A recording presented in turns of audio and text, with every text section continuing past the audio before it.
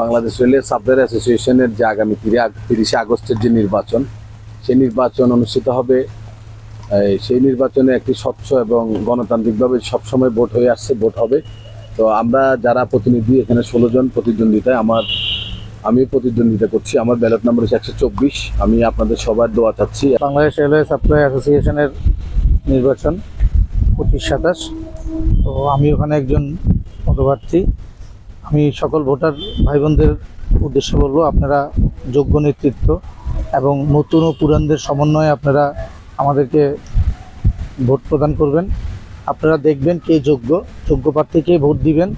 আর যেহেতু আপনাদেরকে 11টা ভোট দিতে হবে, তাই আপনারা নির্বাচন করুন সেই 11 জন কে, যারা আপনাদেরকে আগামী দিনে নেতৃত্ব দিতে পারবে।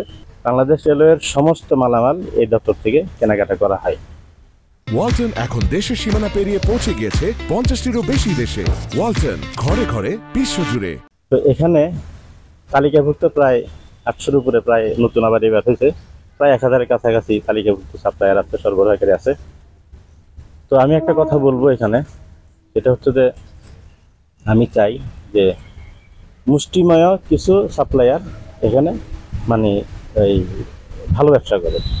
আর যারা এই 800-1000 সাপ্লায়ার আছে, তাদের মধ্যে বেশিরভাগই মানে একদম মানে খুব মানে আজকে মানে ইনকাম করে কালকে খায়, এই ধরনের, ঠিক আছে।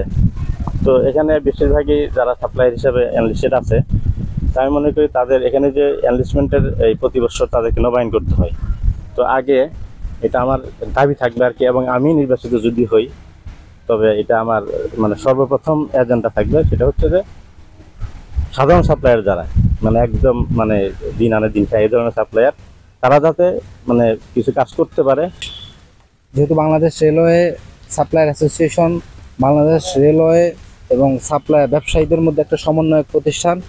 বিগত সময়ে এই প্রতিষ্ঠান ব্যবসায়ীদের স্বার্থ রক্ষায় বিভিন্ন ধরনের কর্মকাণ্ড পরিচালনা করে আসছেন, এবং বা অতীতেও যেরকম করেছেন ভবিষ্যতেও সেরকমভাবে করবে। ঠিক সেই প্রত্যাশায় আমিও এই কর্মকাণ্ডে শরিক হওয়ার জন্য নতুন হিসাবে আমি পরিচালনা পরিষদের পরিচালক হিসাবে প্রার্থী হয়েছি।